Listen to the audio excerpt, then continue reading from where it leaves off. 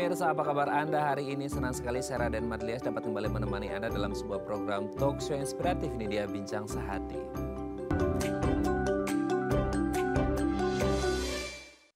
Ya pemirsa, kalau ditanya bagian tubuh mana sih yang terluar dan ternyata paling banyak fungsinya untuk melindungi tubuh kita dari berbagai gangguan ya penyakit, virus, bakteri dan lain sebagainya adalah jawabannya itu kulit.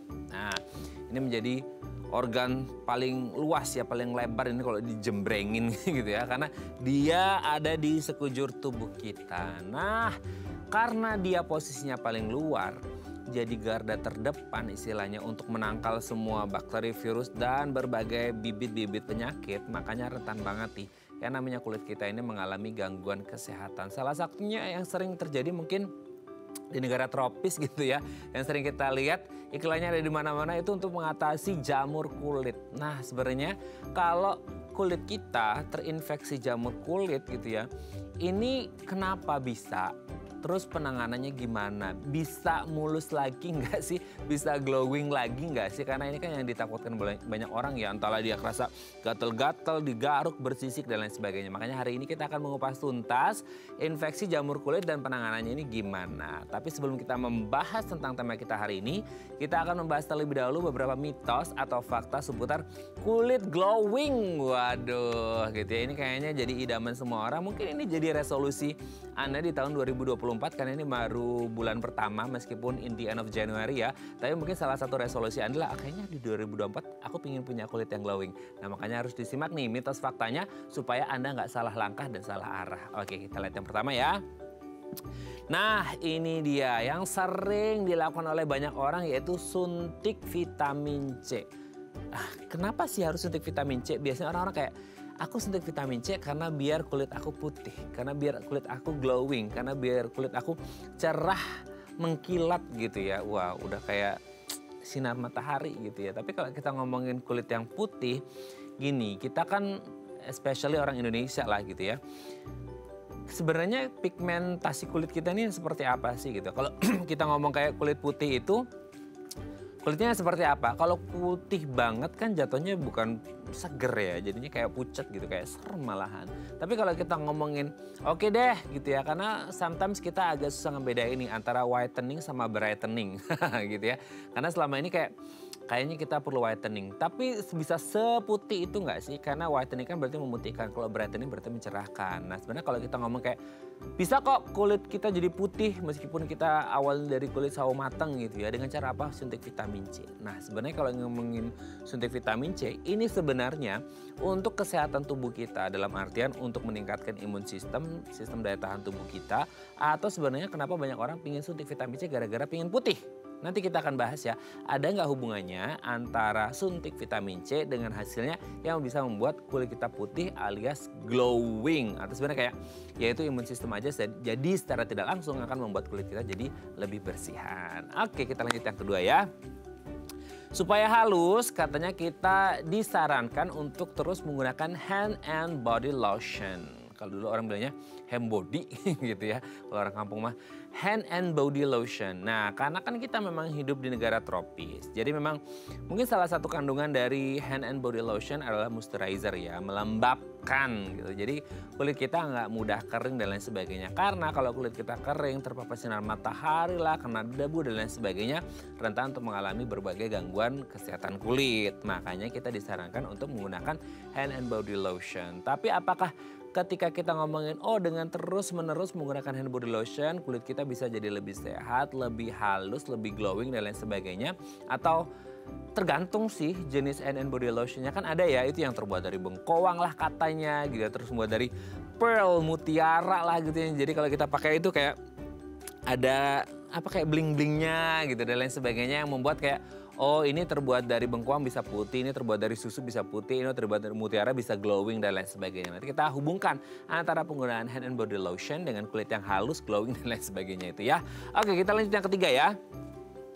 Gunakan beragam skincare untuk bisa mendapatkan kulit glowing maksimal. Nah sekarang itu opsi dari skincare products di luar sana itu banyak banget ya. Jadi Anda sampai pusing tuh kayaknya untuk menentukan mana kira-kira skincare-nya. Akhirnya karena pusing untuk menentukan, akhirnya diambil deh semuanya ya. Nah, yang ini yang untuk facial wash-nya dari sini, yang untuk serumnya dari sini, yang untuk day cream-nya di sini, night cream-nya di sini, sunscreen-nya di sini gitu. Itu beda-beda gitu ya. Jadi kayak 5 products from 5 brands gitu ya. Jadi kayak karena ini yang reviewnya paling bagus nih, makanya aku ambil sunscreen-nya yang ini. Nah, kalau kita ngomongin beragam produk skincare dengan reviewnya masing-masing kayak ini bintang berapa gitu, kalau bintang 5 gitu ya, wah langsung diambil. Nah, boleh nggak sih kalau kita menggabungkan beberapa jenis skincare gitu ya, yang dengan beda merek mungkin ya, atau beda kandungan, terus kayak ya demi hasil maksimal kita boleh gabung. Atau kayak nggak boleh, satu rangkaian skincare itu kalau lebih baik yang satu brand aja. Nanti kita bahas ya, ini demi kulit glowing ya. Oke, kita lanjut yang keempat ya.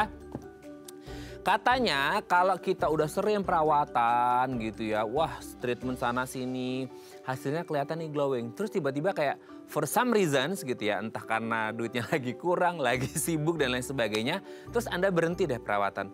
Katanya kulit kita akan kembali ke setelan awal alias setelan pabrik, alias kalau kulitnya emang kusam ya akan kusam, kalau kulitnya sawo matang akan sawo matang. Jadi dalam artian kayak, oh ini diputih-putihin gitu ya, terus kemudian ada berhenti treatment, nah maka akan kembali ke warna kulit asalnya. Kalau kulit asalnya kuning lansat atau sawo matang, ya dia akan kembali ke situ. Meskipun dia pernah terlihat ya lebih brightening seperti itu. Nah, bener gak sih karena faktor pigmentasi kulit, akhirnya kulit ini ketika tidak dilakukan perawatan, entah itu perawatan yang weekly, daily, atau monthly, itu akan kembali ke setelan pabrik atau kayak wah akan stay di situ. Wah, kalau stay di situ kayaknya semua pada seneng ya.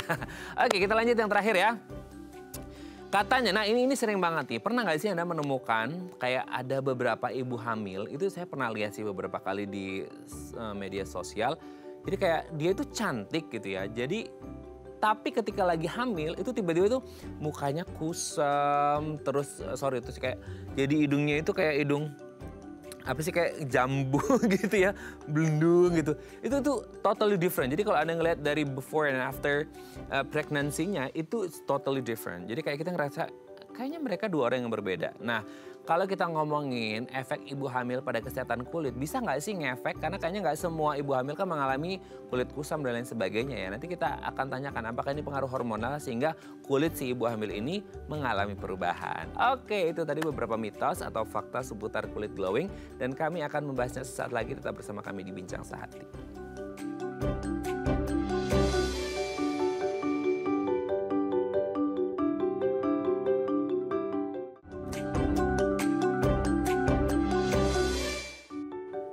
Baik, karena masih bersama kami di Bincang Sehati. Tadi di segmen sebelumnya kita sudah membahas ya, ada beberapa mitos atau fakta seputar kulit glowing. Nah, untuk mengonfirmasinya, itu beneran fakta atau mitos belaka, telah hadir bersama kami di studio Bincang Sehati. Ada Dr. Ade Fauzia SPDV, dokter spesialis dermatologi dan venereologi dari MMC Hospital. Assalamualaikum, selamat pagi Dr. Fauzia, apa kabar? Waalaikumsalam, semua baik. Kabar baik ya Dok ya. Oke Dok, Ya. hari ini kita akan membahas seputar perkulit-kulitan ya.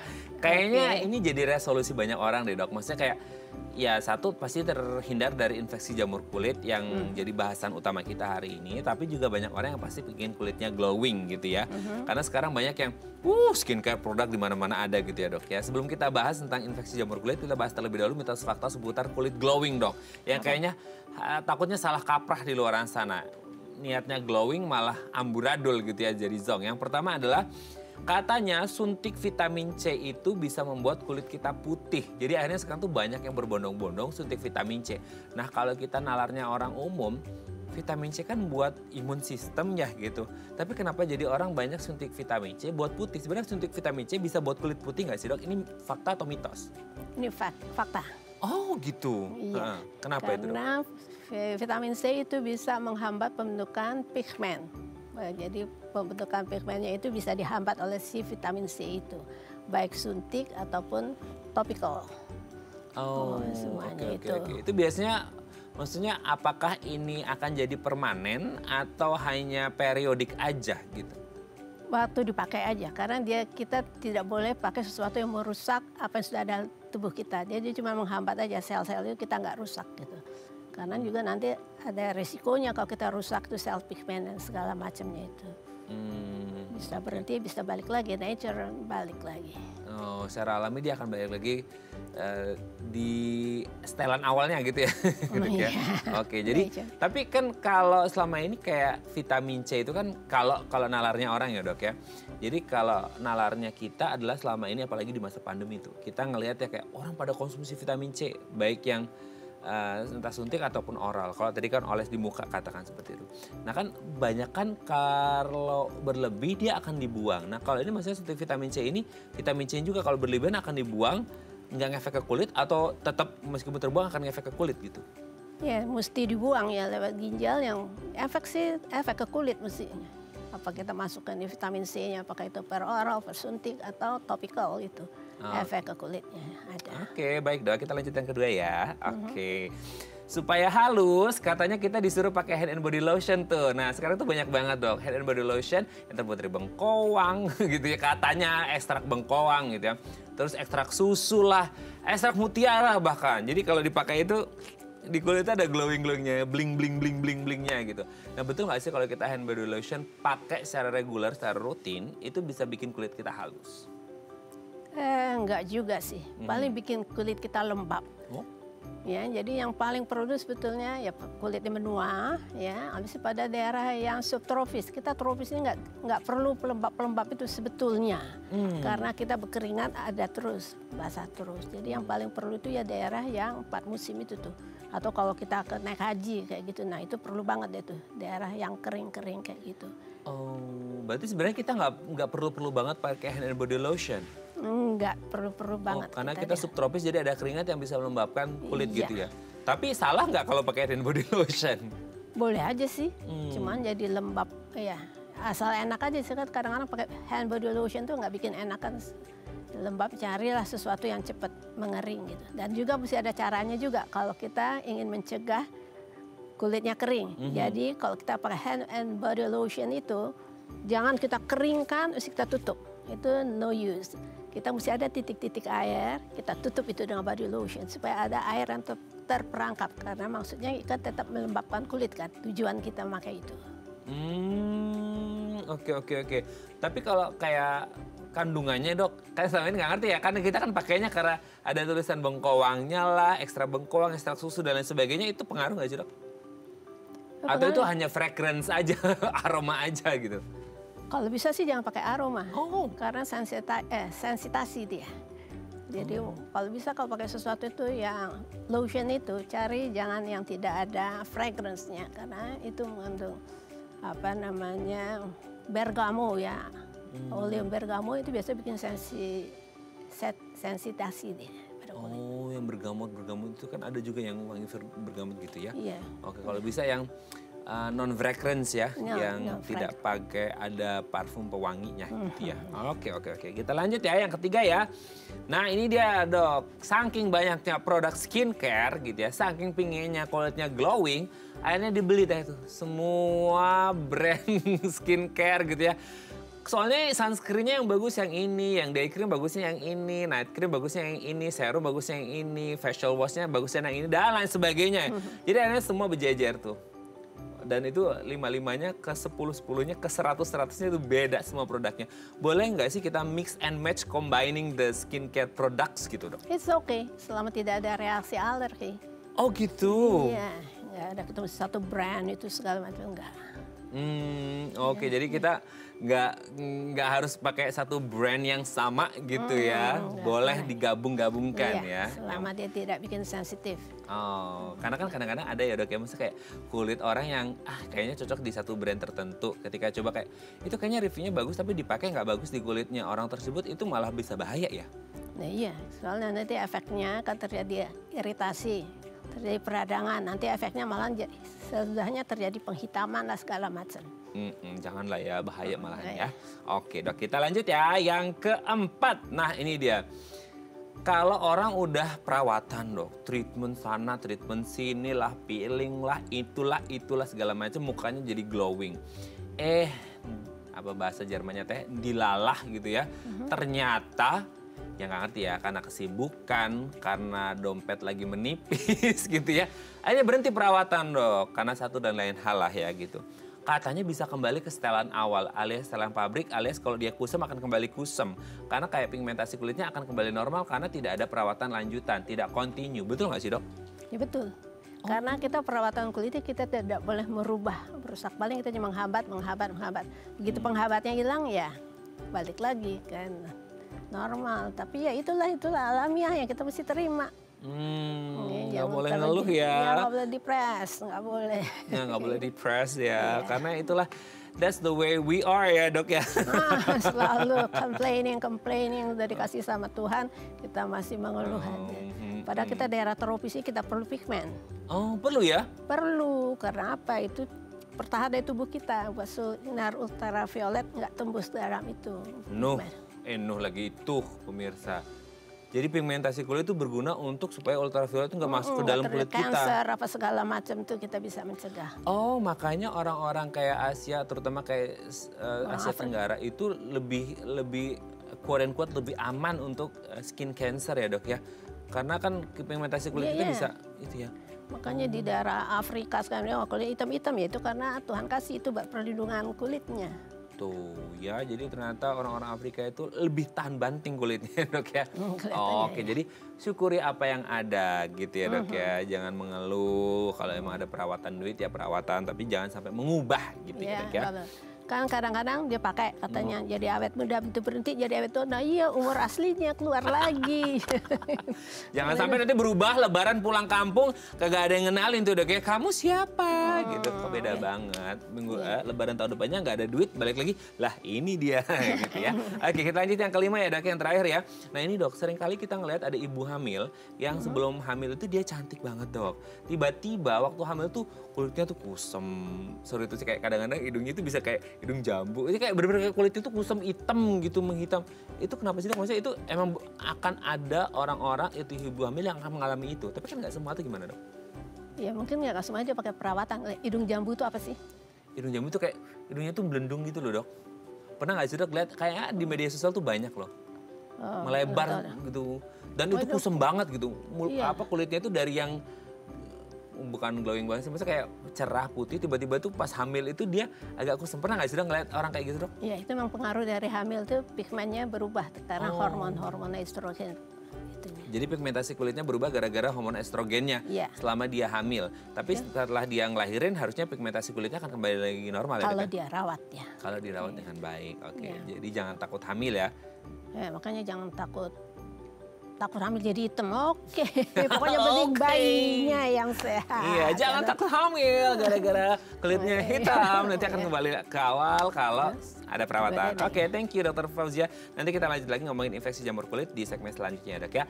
Oke pemirsa, kalau ada punya pertanyaan seputar tema kita hari ini boleh ya tanya-tanya di 021 290 32644 atau DM Instagram kami di @theifamily. Kami akan kembali saat lagi.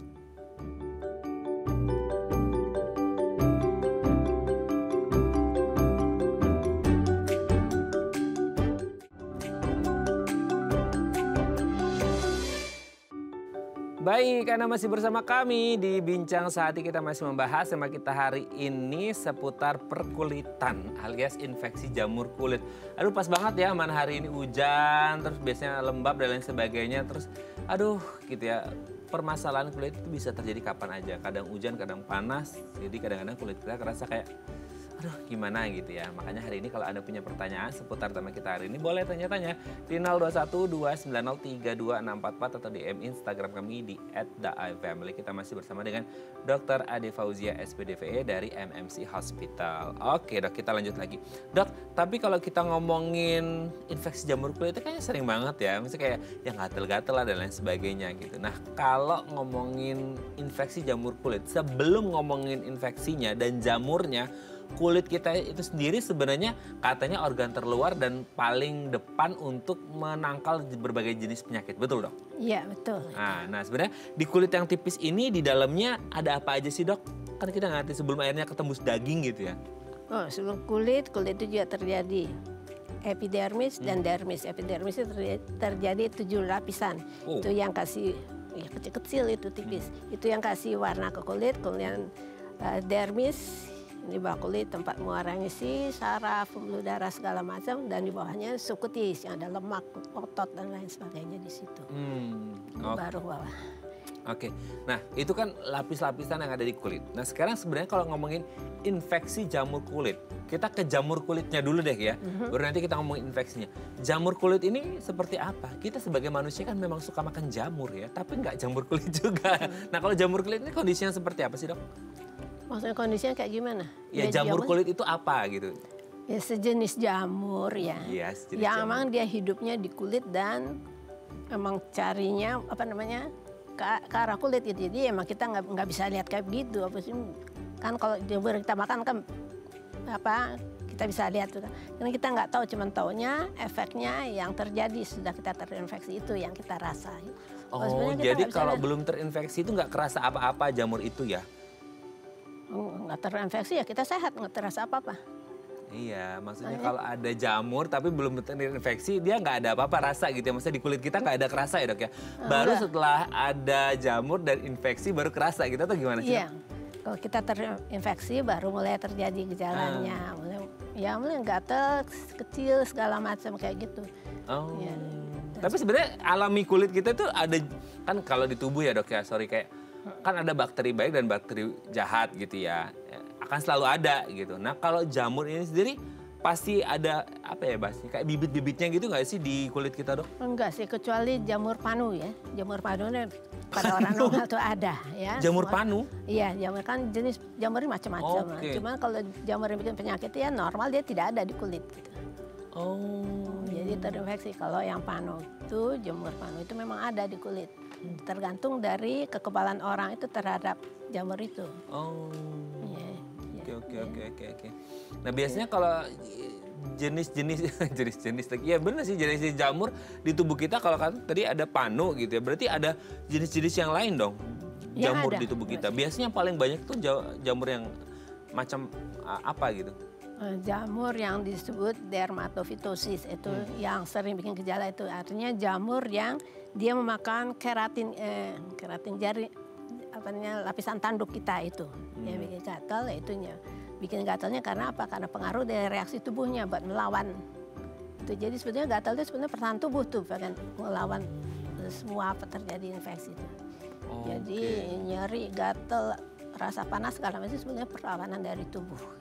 Oh jadi itu adalah cara tubuh untuk melawan si infeksi dari si jamurnya itu sendiri gitu ya. Makanya itu yang jadi akhirnya kayak munculnya gejala-gejala gatal dan lain sebagainya itu tandanya tubuh lagi ngelawan gitu dok? Nah iya reaksi dari tubuh itu. Semacam sel-sel datang ke situ gitu. Tubuh kan emang Tuhan bikin tubuh kita tuh bisa seperti perbaikan diri kan. Nah itu cuma kalau terlalu hebatnya itu kadang-kadang nggak bisa perlu intervensi dari pengobatan. Gitu. Oke. Nah kalau muncul tuh dok gejala-gejala yang kayak gatal dan lain sebagainya, yang itu notabene adalah respons tubuh untuk melawan infeksi dan lain sebagainya, kan kadang ada orang yang nggak gatal ya, nggak gatal sama gatalnya, gitu. Nggak tahan sama gatalnya, ya nggak tahan sama gatalnya, akhirnya digaruk deh itu gitu. Itu nggak apa-apa atau gimana? Ya apa-apa. Kan tiap garukan tuh pasti terjadi luka mikroskopis segala macam, dan bisa menyebar dan lain sebagainya itu. Dan kalau jamur biasanya mesti diobatin sih ya. Kalau misalnya karena alergi, oke kita nggak obatin, kita tahu penyebabnya apa, kita menghindar, kita nggak garuk, nggak apa-apa bisa sembuh sendiri. Dan kalau jamur bisa juga sembuh sendiri, tapi biasanya terus gitu. Karena daerah kita tropis ini. Jadi mendukung ya? Iya, kelembapan. Oh, berarti ini ada hubungan gak sih dok? Maksudnya kayak di benua yang berbeda, maksudnya kayak kita di Asia, Asia Tenggara gitu ya, berbeda dengan di Eropa atau di Amerika gitu ya. Itu mana ada daerah yang lebih rentan mengalami jamur gitu? Berarti ada? Ada. Sebenarnya daerah tropis ini kayak gini, kalau mereka di 4 musim itu dia jamur kenapa? Karena nggak mandi segala macam, kan mandi kan jarang segala macam. Tapi kulit mereka kering, jadi sebetulnya jamurnya sih nggak terlalu. Di daerah kita ini nih yang lembab ini, makanya kita mandi 2 kali. 2 kali ya? Ya. Oke, tapi sebenarnya jamurnya beda nggak sih dok? Bisa sama sih. Oh bisa sama ya? Iya, jenisnya Walaupun lintas benua jamurnya bisa tetap sama ya? Bisa sama. Oh, oke. Berarti orang Eropa juga bisa ada yang panuan juga? Bisa. Baru tahu ya orang Eropa ada panuan ya? Iya. Karena bisa juga ya? Iya kan, panunya bisa warna kan macam-macam kan, makanya namanya tinea versicolor karena warna panu itu bisa putih, hitam, coklat, kuning. Oh, ada warna pink nggak dong? Nggak ada ya? Iya, merah pink ada juga. Ada juga panu pink? Iya. Waduh. Itu berarti maksudnya kayak beda, kayak tadi dokter sebut ada putih, ada kuning, ada hitam dan lain sebagainya, coklat sampai pink. Itu berarti bergantung pada jamur, jenis jamurnya atau gimana? Enggak, jamurnya tetap satu, bergantung dari reaksi tubuhnya, kulitnya itu. Macam-macam. Oh. Enggak selalu mesti putih. Berarti maksudnya kayak kalau pigmentasi kulit orang Asia sama Eropa itu kan beda. Berarti bisa saja manifestasi klinis si panunya itu beda warnanya gitu ya? Bisa. Oh, oke. Tapi sama nggak dok kayak yang sering kita dengar ya, maksudnya kayak panu, kadas, kurap, itu juga jadi bagian dari infeksi jamur bukan sih? Iya. Itu kan kata-kata umum, kadas kurap itu lebih kurang sama kan, infeksi jamur. Beda dengan panu. Panu itu infeksi jamurnya kadang-kadang dia bisa sembuh sendiri gitu kan. Tergantung daya tahan tubuh kulitnya. Kadang ya panu itu sering terjadi pada orang yang turunan alergian itu, daya tahan kulitnya itu nggak bagus itu. Jadi misalnya kalau orang yang tidak ada turunan alerginya biasanya dia punya kekuatan gitu daya tahan itu. Nah yang tidak kuat itu kadang-kadang ya lagi stres saja bisa muncul. Oh berarti, sorry, selama ini ya, maaf ya pemirsa ya, kan kita ngelihat, sorry tuh, jangan nanti dibully netizen, enggak ya. Orang panuan tuh biasanya kita mengidentifikasi orang itu sebagai orang yang jorok gitu. Jadi kayak akhirnya muncullah panu itu, apalagi kalau udah bergerombol itu panu-panunya bermunculan gitu dok. Itu memang bisa langsung bergerombol gitu atau gimana? Berobol kalau misalnya ya dia nggak obatin, lagi stres berat, kurang tidur segala macam bisa tambah banyak dan jamur ini panu ini nggak nular jadi jangan takut. Kalau menurun panu iya. Nggak nular? Enggak. Even kita ada physical contact gitu? Selama kita daya tahan tubuh kita bagus. Kalau dia menurun artinya sifat kulitnya yang menurun, dia tidak lemah terhadap si jamur panu ini. Oh maksudnya secara genetik orang tua turun ke anak gitu ya? Nggak bisa, suami istri jarang ketularan. Oh oke, meskipun suami istri kan pasti sering physical contact, itu pasti nggak akan nular juga kalau memang let's say salah satunya memang nggak ada keturunan gitu ya? Iya nggak ada keturunan alergi segala macam yang imunitasnya memang bagus. Oh ada hubungan juga nggak sih dok dengan faktor kebersihan kulit atau kebersihan tubuh sehingga orang kayak ini rentan banget mengalami panu dan lain sebagainya gitu? Nggak terlalu sih, itu sih. Kalau kurap yang segala macam ya tergantung pada kebersihan. Kalau panu enggak ya? Iya. Kurap dan lain sebagainya baru ya. Oke dok, nanti kita lanjut lagi ya. Ini seru nih ngomongin panu, kadas, kurap ya. Ini kayaknya permasalahan banyak orang yang kayaknya jadi aib. Gitu. Nanti kita bahas ya dok, gimana cara ngobatinnya ya. Oke pemirsa, kalau Anda punya pertanyaan seputar tema kita hari ini boleh ya tanya-tanya di 021 290 3264 atau DM Instagram kami di @daifamily. Kami akan kembali saat lagi.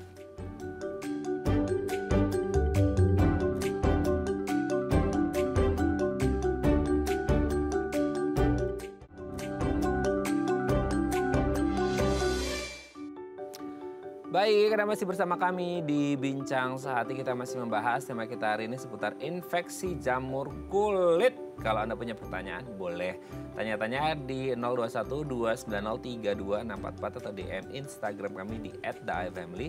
Kita masih bersama dengan Dr. Ade Fauzia SPDV dari MMC Hospital. Oke dok, kita lanjut lagi. Sebenarnya, berarti kalau selama ini ya kan tadi Dr. Fauzia menyebutkan tidak nular kok gitu ya kalau panu gitu ya. Tapi kalau yang lain bisa jadi menular. Maksud saya gini, sebenarnya infeksi jamur ini kan ada banyak banget dok. Itu yang paling umum terjadi itu yang saya sebutin tadi nggak sih, yang panu, kadas, kurap, atau bisa jadi yang datang ke Dr. Fauzia atau secara secara data ada riset bahwasanya ternyata penyakit infeksi jamur kulit itu yang banyak yang ini gitu, dan itu menular atau enggak gitu. Oke. Ada mana? Ke saya. Oke. Jadi sebetulnya tergantung ya orangnya kayak gimana ya. Jadi kalau pano itu dia nggak sosial ekonomi orang nggak dipengaruhi. Tapi kalau bangsa kurap, ya apa namanya kurap, kadas itu, nah itu biasanya tergantung dari ininya apa namanya status ekonomi seseorang. Oh gitu.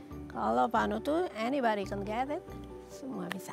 Oh gitu. Jadi tergantung beda-beda infeksinya, beda-beda background orangnya. Beda backgroundnya, beda jamurnya juga.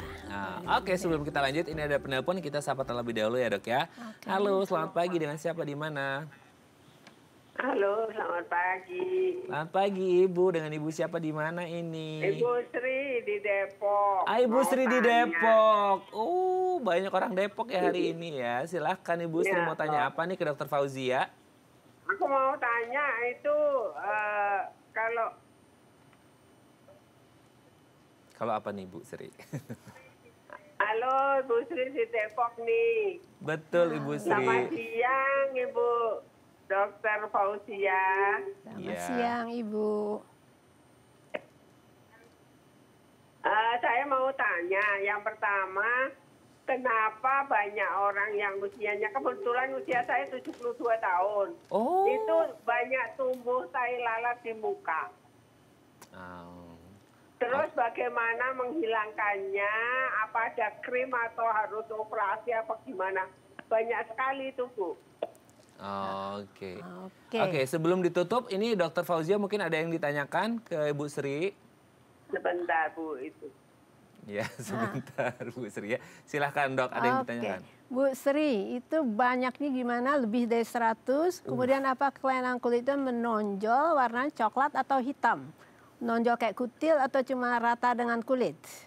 Rata dengan kulit, tapi hitam titik-titik gitu. Hitam titik-titik.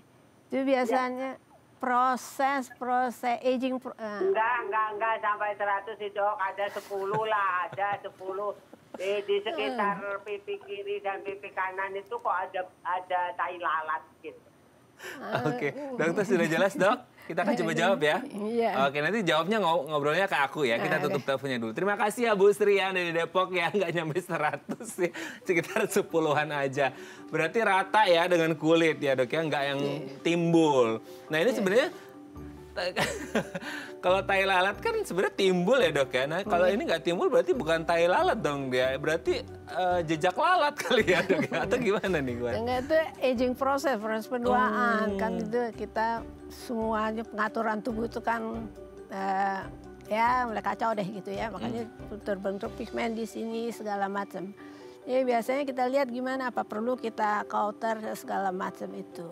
Atau bisa juga kita coba kasih salep ya, yang buat bisa mengangkat si kulit-kulit matinya itu, mungkin bisa mengurangi warna coklatnya itu.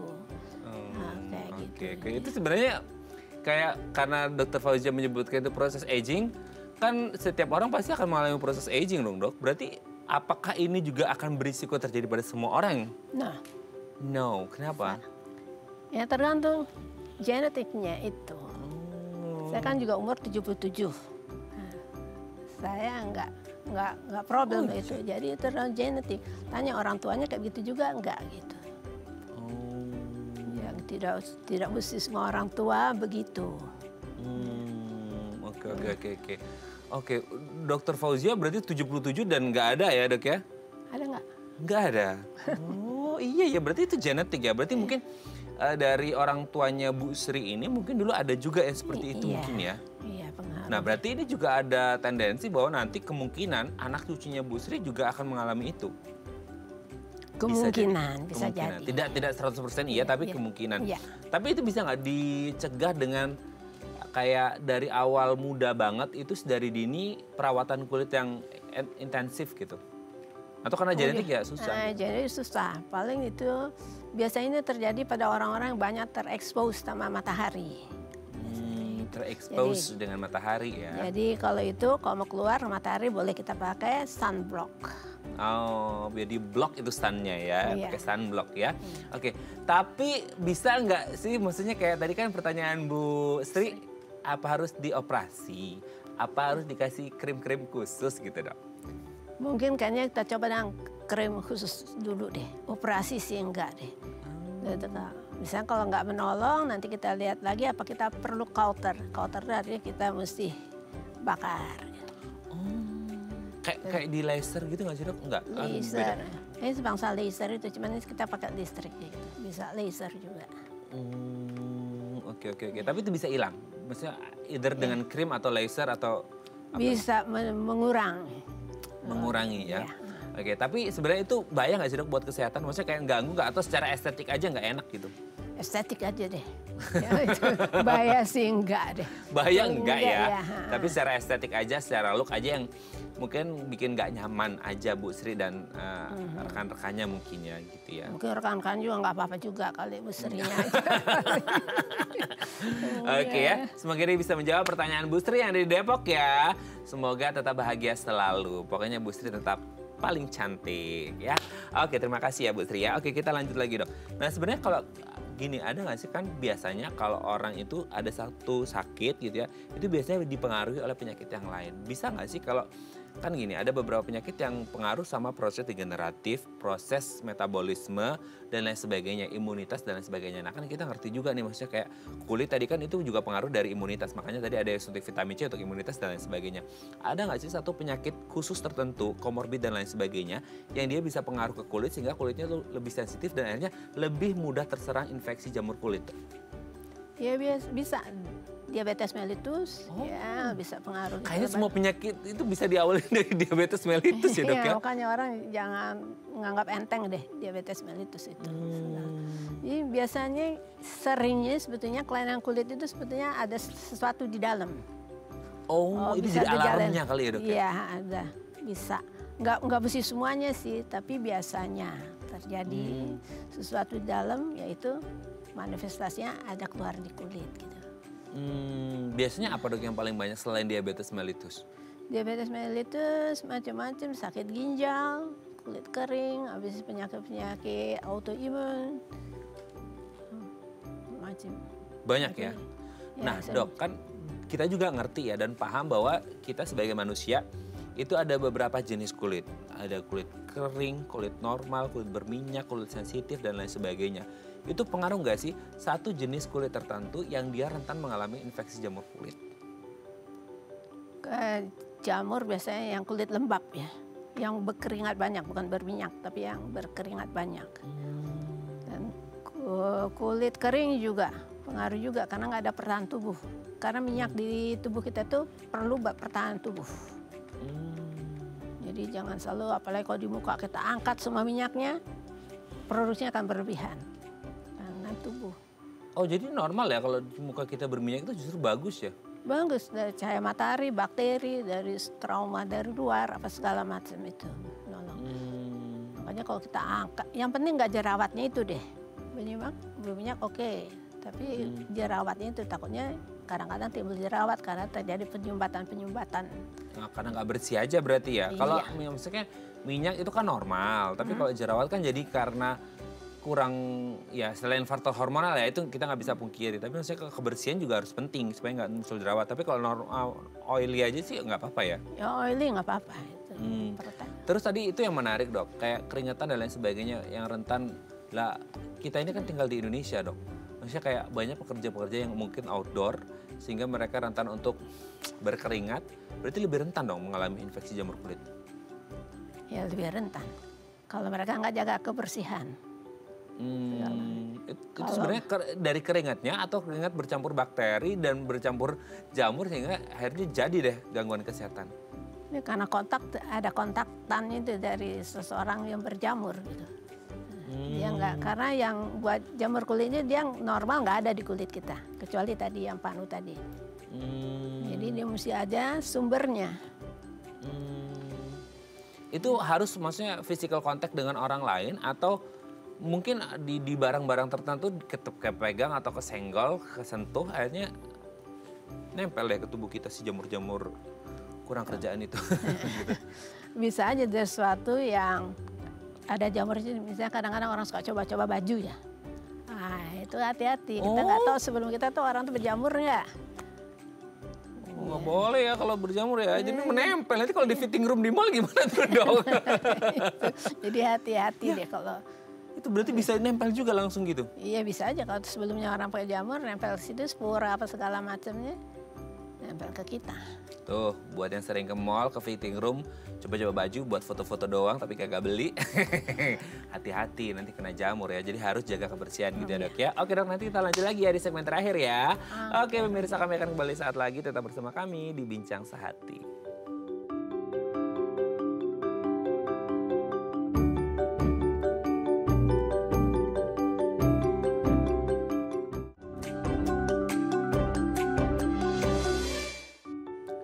Baik, karena masih bersama kami di Bincang Sehati, kita masih membahas tema kita hari ini seputar infeksi jamur kulit. Kita masih bersama dengan Dr. Ade Fauzia, SPDV dari MMC Hospital. Oke, Dr. Fauzia, kita lanjut lagi. Pernah nggak sih dok, Dr. Fauzia nemuin kasus itu infeksi jamur kulit itu benar-benar yang udah parah banget? Itu yang kayak mana dok? Nah ya menyeluruh seluruh tubuh, dia bertahun-tahun ditinggalin. Dia apa? Dibiarin. Atau dia obatnya nggak tuntas. Nggak tuntas? Aduh, gimana dok? Masa kayak kita sedikit aja itu ada infeksi jamur kan di satu titik aja itu gak nyaman ya? Itu kumaha manete itu bisa sekujur tubuh kagak diapa-apain, dibiarin gitu? Mungkin dia udah usaha juga, cuman nggak tuntas. Mestinya pengobatan mesti makan berbulan-bulan, dia cuma berapa bulan udah hilang, dia berasa udah sembuh, padahal sebetulnya tidak. Dan juga cara perawatannya itu, kalau kita jamur, kita pakai baju, itu bajunya yang kena ke kulit itu kita mesti rendam air panas. Karena spora dari si jamur itu nempel kan, misalnya di pakaian kita. Itu kan dia kuat, dicuci dengan sabun biasa, dia nggak bakal mati. Oh, walaupun direndam pakai deterjen segala macam enggak? Wah, dia temperatur tinggi baru dia mati. Nah, sebenarnya kita pakai lagi, udah sembuh jadi lagi. Itu apa dok? Yang sekujur tubuh itu apa? Sekujur tubuh itu ya tadi jamur setempat aja, jamur badan kayak gitu segala macam. Dia enggak, ya mungkin karena ekonomi apa segala macam atau ya dia nggak peduli aja kayak gitu. Bisa. Maksudnya kayak panu, kadas, kurap atau apa? Biasanya yang kelihatan di tubuhnya itu apa gitu? Itu kalau kadas kurap. Kalau panu tuh biasanya kan dia bisa hilang sendiri segala macam itu. Yang kadas kurap tuh biasanya mungkin ya karena sosial ekonomi orang itu yang enggak. Itu soalnya kan obat makannya juga tuh kan mahal. Maka bilang aneh, orangnya yang sakit kadas kurap biasanya ekonomi rendah tapi obatnya mahal ya. Iya, kenapa dok? Tolong disampaikan ke pemerintah dok. Di sini mudah-mudahan nyampe. Semoga nyampe ya. Iya. Karena ternyata banyak juga maksudnya kasus-kasus ini yang notabene terjadi di kalangan masyarakat bawah gitu ya. Dan akhirnya ini jadi problematik karena prevalensi tinggi tapi obatnya lumayan mahal lah gitu untuk kalangan mereka. Jadi kayak akhirnya terjadi pembiaran tadi ya, sehingga akhirnya terjadi ke seluruh tubuh. Nah, kalau semisal selama ini kan dok ya, maksudnya ada tuh beberapa dijual tuh kayak salep kulit yang dijual secara bebas gitu ya. Ya apalah itu ya, kita nggak usah sebut brand. Itu bisa nggak sih meredakan apa yang terjadi atau kayak tetap aja harus konsultasi ke dokter karena mungkin aja infeksi jamurnya sama tapi penanganan justru akan berbeda gitu. Mungkin juga bisa kerja, saya nggak tahu jenis obat itu kok bisa ngobatin semua. Nah, ajaib ya. Soalnya karena sekarang seringnya ya obat jamur kita nggak boleh kasih pada orang eksim. Obat eksim kita nggak boleh kasih ke orang jamur kan, karena bertolak belakang. Jadi nggak tahu kalau maunya obatnya bisa eksim, bisa kudis apa segala macam itu. Nah itu nggak tahu ada isinya itu apa. Oke. Bisa nggak sih dok dengan kan kayak kita jaga kebersihan aja deh meskipun udah muncul ya dengan pakai sabun yang anti bakteri, mungkin ada anti jamur juga dan lain sebagainya, itu bisa sembuh atau memang benar-benar harus ada perawatan dari dokter? Bisa sembuh juga, sebenarnya enggak. Cuman hati-hati juga dengan sabun antiseptik segala macam, banyak juga orang yang alergi. Buah simalakama. Betul ya, jadi bingung juga ya. Harus seperti apa di satu sisi ini niatnya baik untuk membersihkan kulit tapi di satu sisi jadi efeknya berbalikan malah jadi zong gitu ya. Bisa nggak sih dok semisal nih perawatan nih gitu ya entah dari obat atau dari dokter sembuh nih alhamdulillah gitu ya. Terus dia akan terpapar lagi dan kemungkinan sembuh lagi, terpapar lagi, sembuh lagi, terpapar lagi. Begitu aja terus. Bisa, mungkin aja. Atau mungkin ya itu pengobatannya belum tuntas. Belum tuntas, maksudnya kayak dia ngerasa udah tuntas, nggak ada kayak Panu ya, udah nggak kelihatan ada flek putihnya lagi. Dia udah, pada itu belum tuntas banget. Nah terus mengetahui itu sudah tuntas atau enggaknya gimana? Kita periksa laboratorium. Cuma kalau Panu kan emang dia bisa hilang datang ya. Tapi yang kurap-kurap itu kan kita perlu periksa laboratorium segala macam. Gitu. Kalian itu masih ada nggak jamurnya di situ? Tapi kayak kurap, kades dan sebagainya itu semisal kalau dia belum sembuh banget masih ada kerasa kayak entah gatalnya, entah panasnya gitu nggak sih dok? Bisa terasa, bisa nggak terasa. Nah itu bedanya kenapa bisa ada yang kerasa, bisa enggak? Itu tergantung apa tuh biasanya? Reaksi pertahanan tubuhnya, jadi gatal menyebabkan alerginya. Si jamur itu ada juga udah nggak terasa, dia cuma tinggal spora-sporanya aja, nggak ada reaksi di tubuh, jadi dia nggak gatal. Oke, dia nggak berobat ya. Itu satu saat begitu lembab badannya bekerja tuh, si jamurnya subur lagi. Oh, meskipun tinggal sporanya itu juga kadang-kadang bisa nggak kerasa ya? Nggak terasa. Tapi dia masih bisa tumbuh? Bisa tumbuh. Dan berkembang gitu ya? Iya. Nah itu berarti harus ada perawatan harian dong buat ngebersihin tubuh dan lain sebagainya ya? Biar bersih ya? Iya, makanya mandi bersih. Mudah-mudahan sporanya juga terbuang. Oke, mandi bersih dan konsultasi ke dokter gitu ya. Oke, terima kasih Dokter Fauzia. Ini sudah selesai ya, nggak kerasa kita sejam ya ngobrol tentang jamur kulit ya. Semoga setelah ini kulit kita bersih, nggak jamuran lagi. Intinya jaga kebersihan kulit, jaga kebersihan tubuh. Dan kalau ada masalah segera ketemu dokter kulit ya. Siapa tahu bisa puskesmas aja, nggak usah.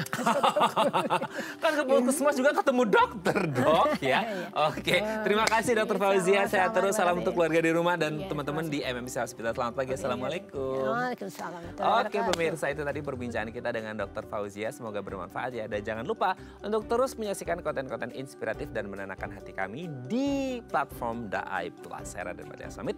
Sampai jumpa dan selamat kembali beraktivitas di hari Senin yang indah ini. Ingat, jaga kebersihan kulit Anda, jangan panuan, kadas, dan kurap. Bye. Terima kasih dok.